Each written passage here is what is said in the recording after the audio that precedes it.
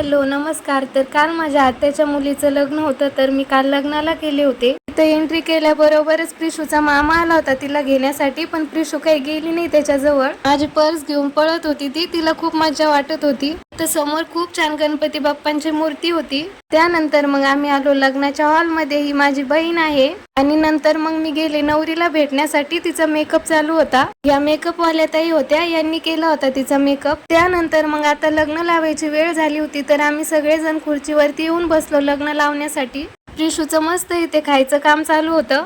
पहिली वेळेस ती लग्नामध्ये शांत बसली नाही, तर कुठं गेल्यावर खूप परेशान करते ती। आणि आता नवरदेव नवरीची एंट्री झालेली आहे।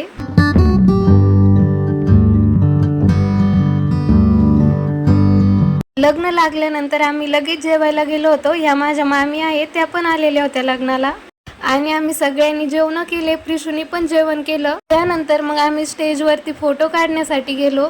फोटो वगैरे काढून झाल्यानंतर मग आम्ही थोड्या गप्पा मारल्या। मामी मामा सगळेच आलेले होते, त्यामुळे मग आम्ही थोडा वेळ बसलो तिथं।